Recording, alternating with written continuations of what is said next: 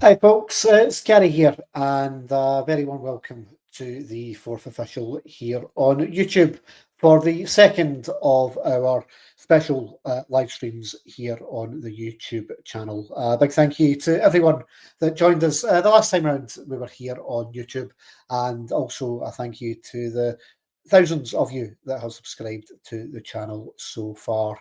The big news in Scottish football this week broke yesterday with regards to news breaking that the SPFL are looking at reconstruction of the top leagues, with talks taking place at reducing the Premier League from the current 12 teams down to 10. And I think it's fair to say that the news, when it broke yesterday, has gone down like a bit of a lead balloon, with many fans of Scottish teams, whether it be myself as a Rangers fan, other fans that I've spoken to from the likes of from Aberdeen and from Motherwell, very much stating that they are not in favour of reducing the top league down from the current 12 teams down to 10. Now, one of the reasons given by the SPFL that they're looking to reduce the league down to 10 teams is down to fixtures congestion, and taking it from the current 12 teams down to 10 would mean 36 games played as opposed to 38. Now, the argument there would be that teams would have two less games to play across the season. However, what you would still have is four teams playing the same four times a season, and I think that's where the difficulty comes for me as a season ticket holder. I've been a season ticket holder now since 1992, and I've seen all variations of league constructions in Scotland, and where you've got the same teams playing each other week in, week out, four matches against the likes of Kilmarnock, four matches against the likes of St Johnstone, just isn't appealing for me. And I think it's a non-starter for a lot of reasons, one of which is that I don't see there being enough interest from the SPFL member clubs to vote for a reduction in teams in the Premiership, because if it was to happen, you're then maybe talking about one season where you've got three teams being relegated. And when you look at teams of the size of the likes of St Johnstone, of Ross County, Dundee, Kilmarnock, who are all in that kind of bottom four in the Premiership this season, none of them are going to want to voluntarily give up having matches against the likes of Rangers and Celtic and Aberdeen on a regular basis to be able to have a lower league. The example given that if you extend the league to 16 teams, for example, it then creates more opportunities for maybe some of the smaller clubs to blood the younger players earlier. And you see that the example that Motherwell have got at the moment with the likes of being able to play Lennon Miller. You've got more teams in the league, then you've maybe got more opportunity to have less pressured games, and then the opportunity to play younger players earlier, which would certainly benefit the national side.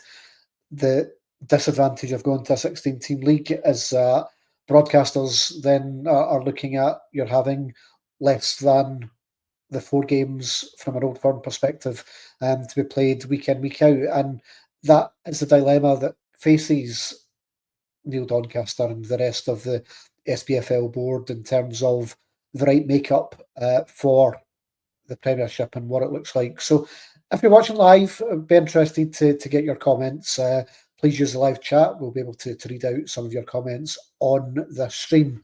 But my personal preference would be to move to a 14-team league in the Premiership. That would still, if you were to have a split, would still allow you to have 36 games for the top six. You could play home and away, then break into a top six and a bottom eight.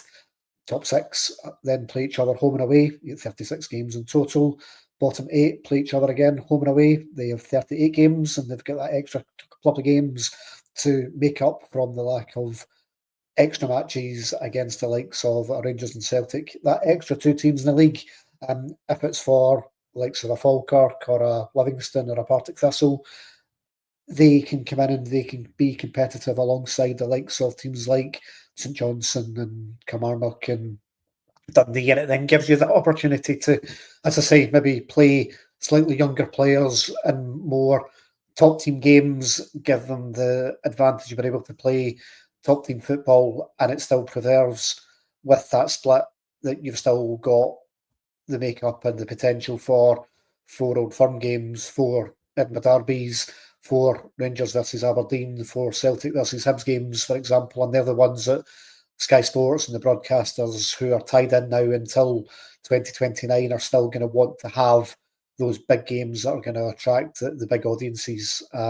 So to me, that's the better makeup in terms of what the league should look like, and it then gives you that opportunity to have what we've got just now, but without this kind of messy split with just 5 games to go, where you've got the imbalance between teams maybe having 3 home games against one side and 1 away game across the season.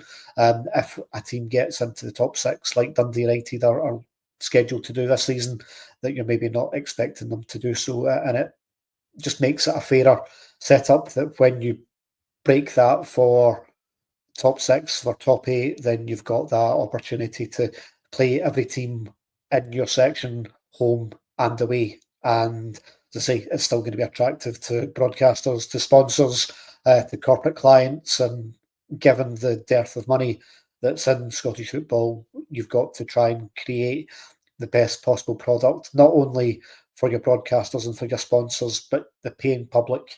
And I think all the comments that I've seen on social media, on message boards, people that have spoke to me directly here at the Fourth Official, is that there's really no appetite at all to go back to a top 10 top league. Be very interested to get your thoughts in terms of what that looks like. The other news that came out yesterday was that the SPFL, the Premiership, are going to allow teams to officially postpone a match in the build up to playoff games in the lead up to European competitions. So, particularly games at the beginning of the season in August and around the end of August, where you've got those big playoff matches in the Champions League and in the Europa League. Very much hopeful that both Celtic and Rangers, who are going to have to play qualifiers to play Champions League football next season, may well take advantage of that new scheme. And it's just very interesting in terms of the timing, given that this season is the last one where the Scottish champions have got that direct entry straight into the Champions League.